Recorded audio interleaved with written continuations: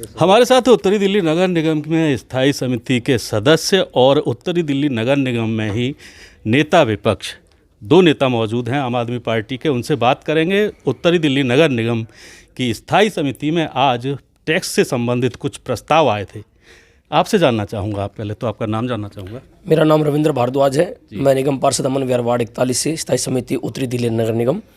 आज जो एसडीएमसी में जो कुछ दिनों पहले टैक्स दिल्ली की जनता पर लगाने का कारनामा दक्षिणी दिल्ली नगर निगम ने किया था, वही कारनामा आज उत्तरी दिल्ली नगर निगम की स्थायी समिति में देखने को मिला कि भाजपा शासित नगर निगम के नेतृत्व ने वही tax, professional tax, electricity tax और जो रजिस्ट्री पर टैक्स लगता है उसको बढ़ाने का ये प्रपोजल लेकर स्थायी समिति में आए। लेकिन आम आदमी पार्टी के तीनों सदस्यों ने इस बात का पुरजोर विरोध किया और उस विरोध की ताकत को देखते हुए वो टैक्स इनको वापस लेना पड़ा। उस विषय को पोस्टपोन करा दिया गया दिल्ली की जनता को देखते हुए। जी अच्छा, इसके अलावा भी जैसे जो रजिस्ट्री का प्रॉपर्टी रजिस्ट्रेशन का टैक्स है, उसके अलावा कुछ और भी टैक्स की बात की गई है, तो उन सब मुद्दों पर क्या हुआ है?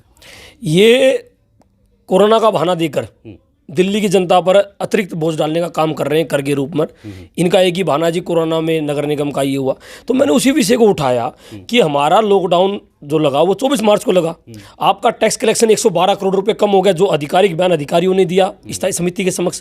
तो क्या 7 दिन के एवज में आपने 112 करोड़ रुपए कम कर दिए? आपके अधिकारी जो नगर निगम के अधिकारी, उनकी कार्यशैली अच्छी नहीं है क्या? 7 दिन में 112 करोड़ इकट्ठे हो जाते? वो लोग काम ही नहीं करते। अगर वो ढंग से काम करें तो दिल्ली की जनता भी टैक्स देना चाहती है। दिल्ली की जनता ईमानदार जनता के रूप में है, लेकिन इनकी कार्यशैली को देखकर हर आदमी इनसे बचना चाहता है, क्योंकि सबको पता है अगर हमने नगर निगम को पैसा दिया तो कहीं न कहीं भ्रष्टाचार की भेंट चढ़ जाएगा। और मैंने इस उत्तरी दिल्ली नगर निगम की स्थायी समिति में कहा कि कोरोना तो अब आया है, लेकिन जो भाजपा का 15 साल का शासन दिल्ली नगर निगम में है वो कोरोना से भी ज़्यादा दिल्ली की जनता के लिए घातक है और उसका दंश दिल्ली की जनता भुगत रही है। विकास जी, आप उत्तरी दिल्ली में विपक्ष के नेता हैं, जाहिर सी बात है आपके ऊपर बड़ी जिम्मेदारी। पिछले सदन की बैठक में भी देखा, आज की बैठक में भी देखा, बहुत सारे भ्रष्टाचार के मुद्दे आ रहे हैं। इन सब पे क्या कहेंगे?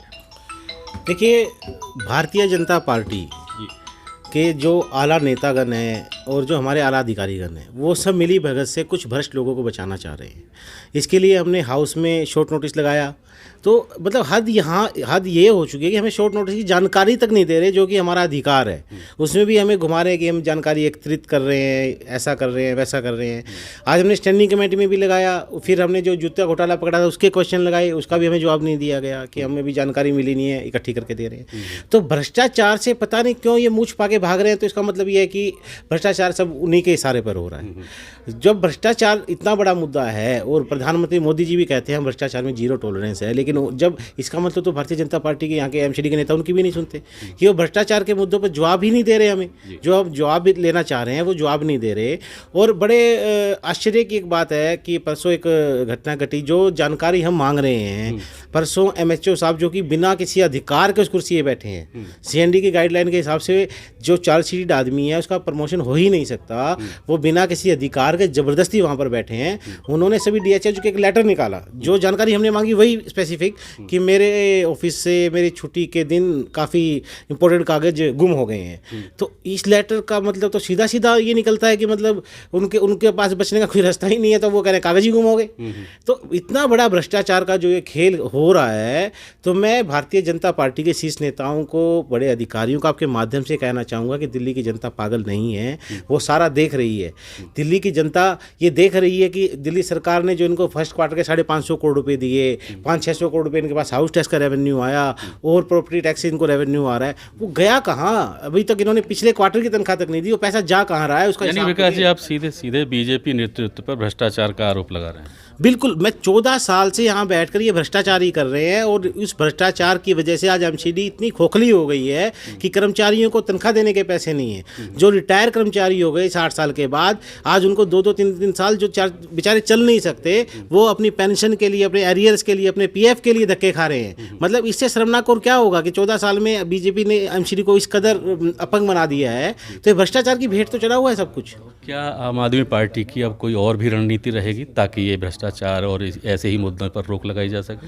हमारी नीति आज आपने देखा होगा, हमारे तीनों स्थायी समिति के सदस्यों ने जोरदार लड़ाई लड़ी, दिल्ली के हित में लड़ाई लड़ी।